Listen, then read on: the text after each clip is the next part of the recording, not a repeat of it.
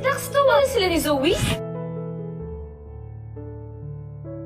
Aking tala sa gabing madilim, ikaw ang bawat sana sa lahat ng hiling, sa hirap man o sa saya ay Dax, tawagan sila ni Zoe?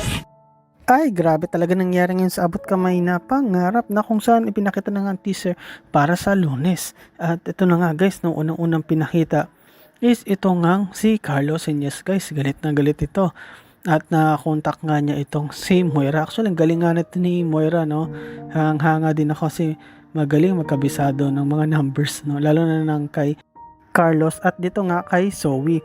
And yes guys, dito nga tinawagan nga ni Moira itong si Carlos at actually nagalit nga ito. O galit na galit nga itong si Carlos. Halos gusto niya na nga saktan tong si Moira. At sabi pa nga niya na walang hiya ka talaga kasi bakit mo pa dinadamay itong si Lynette. Ngunit ang sagot nga dito ni Moira na buti nga nakaligtas pa yun eh. Dapat namatay na lang din yun si Lynette. At ito talagang lalong nag-iinit tong si Carlos at nanggigigil dito kay Moira kasi alam niyo naman guys na ito nga si Carlos is talagang love na love niya itong si Lynette. Kahit nasabi natin iba yung ugali niya, masama ugali niya, hindi siya kasing bait katulad ni RJ, pero iba naman magmahal tong si Carlos at talagang binibigay niya ng todo. At dahil doon minsan nananakit din siya, no?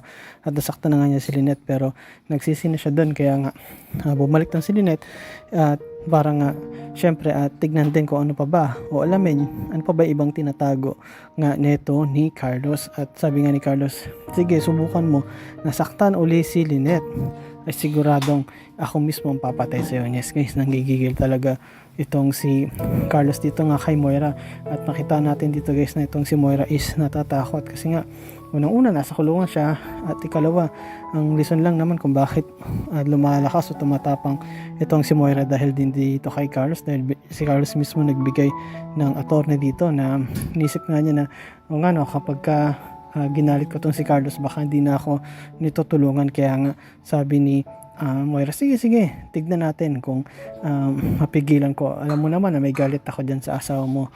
Ngunit itong si Carlos binalaan pa rin itong si Moira, sinasabi na wag mo ulit niyan dahil kung hindi is talagang hindi na kita tutulungan at papabulok na kita dyan sa kulungan. At samantala pinakita dito guys na si Lynette na kung saan niya sinasabi niya dito kinachang Susan at dito nga kay Giselle kasi gusto nilang pumunta dito sa kulungan. At sinasabi nga mismo ni Giselle, nalaman niya na ito nga mismo si Zoe is nakakausap pa rin niya ang kanyang nanay. At ito nga nung nahuli ito ni Zoe, no, talagang umamin ito. Sinabi niya kay Lynette na nagkakausap sila, ngunit sinabi naman niya, mami ko kasi yun eh, kaya hindi mo ko mapipigilan na mag-isip at mag-alala. Ngunit makita natin na talaga nagpapabebe pa rin tong si Zoe. Pero makita din natin na itong si Lynette is hindi na siya napofall o nahulog sa mga dramahan nito ni Zoe. At sabi pa nga niya na sige, siguraduhin mo lang na wala kang kinalaman doon sa mga ginagawa ng mama mo kasi kung hindi, katulad ka rin ng mama mo at may connection ka dito nga sa nangyari kay Lolo Pepe mo.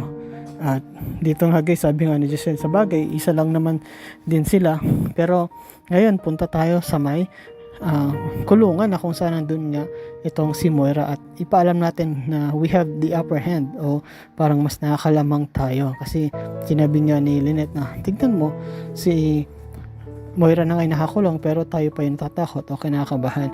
Kaya nga nasabi ni Giselle na sige gawa tayo ng paraan. At sinabi nga niya o tinanong nga niya dito kay Chang Susan na Chang Susan, are you ready? Ready ka na ba sa epektos natin? Then sabi naman Chang Susan na yes, I am ready. Ready na ako at matagal ko na talagang hinihintayan at gusto ko na talagang bumalik doon sa kulungan at para makita itong si Moira. And then sabi naman siya, tara, let's go. Punta na tayo dun sa kulungan. At talagang kinakabahan din si Lynette na makita itong si Moira. Although gusto niya makita kasi baka manggigil din siya, hindi siya makapagpigil. Katulad ng ginawa nga na ito ni Chang Susan, no? Na hindi siya nakapagpigil sa ginawa ni Moira.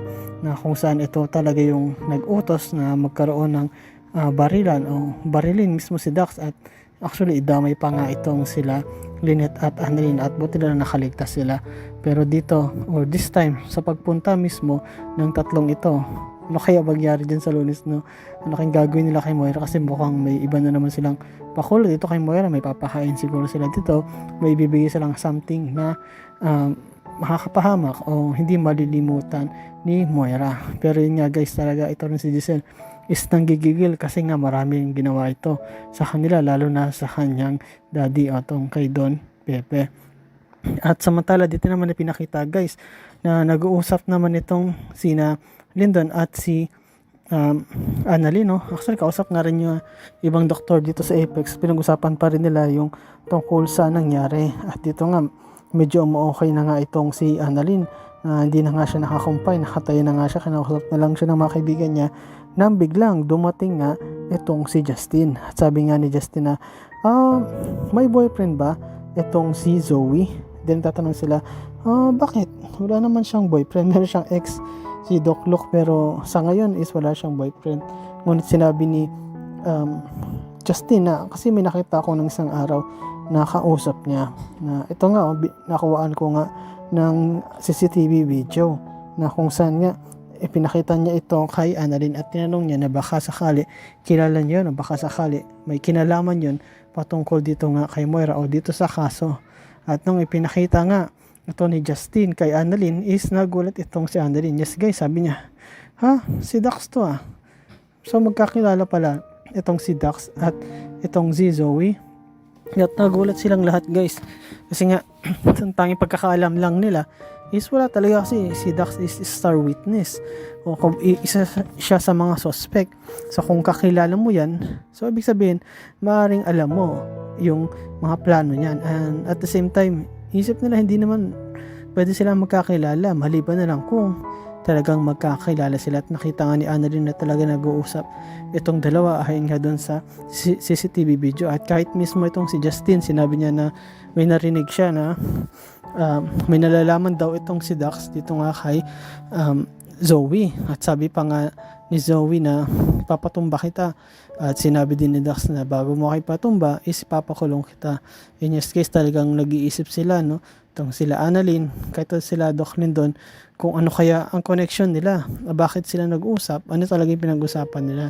At baka naman talaga itong si Zoe is kagaya ng kutob nila noon pa, kahit itong si Annalyn na may kinalaman talaga sa kaso ng sa kanyang lolo Pepe. At naisip nga nila yon na baka nga hindi lang si Moira ang kasabwat, di lang si Balahadja at si Dax, kundi baka pati itong si Zoe talaga. At naisip nga nila yung mga nakaraan na bigla na lang nawawala itong si Zoe at naisip nga nila na baka nga o baka ito nga ay dahil nga dito sa insidente na ito na pagkahulog ni Don Pepe doon sa bangin. Baka nga si Zoe is may nalalaman din, kaya ang ginawa nga ni Annalyn, nagmadali siya at nanap niya si Zoe.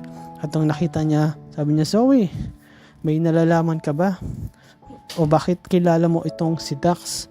At nagulat din itong si Zoe. Sabi niya, anong kilala? Hindi ko kilala. Ngunit pinakita nga ni Annalyn kay Zoe yung CCTV at makita mo na tila namumutla itong si Zoe. Ngunit nakapalusot na naman ito guys. At sinabi nga niya na di ko naman alam. Actually makikita mo nga dyan na umaalis ako kasi hindi ko siya kilala. Sabi niya sa akin is kilala niya ako dahil daw nakita niya raw ako sa TV palagi at tinatanungan niya yung about kay Moira. Ngunit umalis ako agad kasi hindi ko kilala at buti na lang may dumating ding gwardiya para tulungan ako at awatin yung lalaki. At sabi nga ni Annalyn, sigurado ka ba na wala kang kinalaman o hindi ka kasabwat ng mama mo patungkol dito sa pagkakakidnap ng ating lolo na si Lolo Pepe?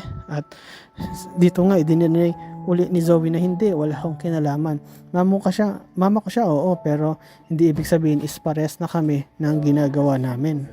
At sinabi nga mismo ni Annalyn na siguraduhin mo lang na wala kang kinalaman din ay sapagkat kung meron is sigurado is makukulong ka rin katulad ng mama mo. At ito nga pinakita rin na itong si RJ is nag-iisip siya, no?